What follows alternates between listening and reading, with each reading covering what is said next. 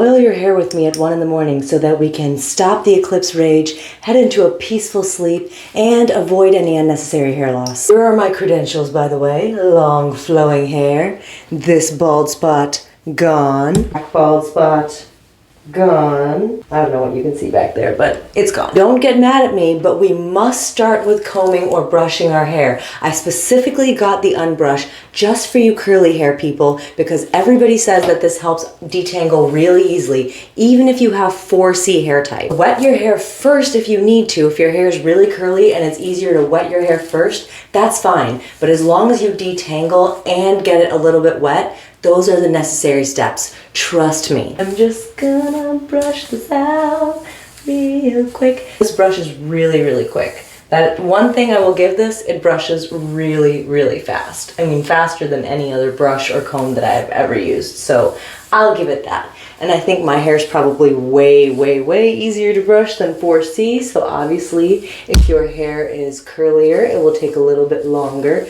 but it is worth the time. You really need to get all the dust out of your hair, all the knots, as many knots as you can get out of your hair, not every single knot maybe. And especially on the scalp, you want to stimulate your scalp all the way through the entire scalp and even the back. Everybody that says they get dizzy and can't flip it over, that's fine. Just put the brush or comb back there and stimulate it a little bit just like this. Even if you're not gonna comb all the way through, gently move it around. Don't move the entire thing so that you end up creating more knots, but just so that your scalp can get some blood stimulation, okay? You need to do that. Don't skip this step. You want your scalp to be sufficiently damp, not completely soaking wet, but there needs to be enough moisture there for the oil to retain the moisture, not the dryness that's already on your scalp. And since I will be applying oil to the mid and end sections of my hair today, I will be getting that kind of damp as well. I don't know about you, but my mood is already improving. Now we're going to apply the oil. I'm using my homemade oil, and the debate in our family and in my friend group for the last few days, friend group? Why did I say friend group? I've asked literally 2 friends about this.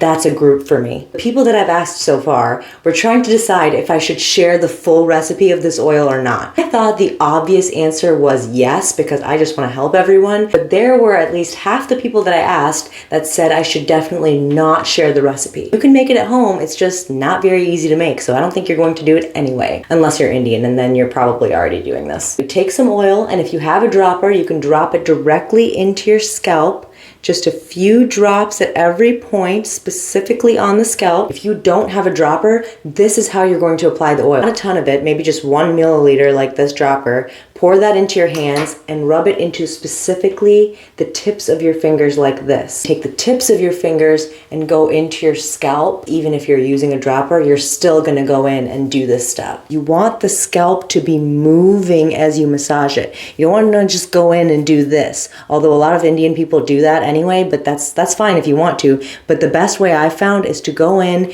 and slowly allow the scalp to move like this, okay? Pay attention to this part. Don't want to put too much oil in there. Too much oil is just going to clog the area and prevent the hair from growing in and also cause excess hair to shed. Just 3-4 milliliters at the most for your entire scalp. When you're happy with the scalp, you can take 1 final milliliter, maybe even a little bit less than that, into your hands. This one you can do into your entire palms and fingers, and just slowly run that over the midsections, finger your hair? That sounds weird. Well, put your fingers through the hair like this, all the way to the ends. Your hair is long enough, put it into a loose braid like this when you're done. Tie it up loosely as well. You don't want to have extra breakage or extra pulling from the tension of this, so go as loose as you can while keeping the shape of the braid. Don't freak out about the sheddage. A little bit of shedding is good. Whether you're doing it overnight or for 30 minutes,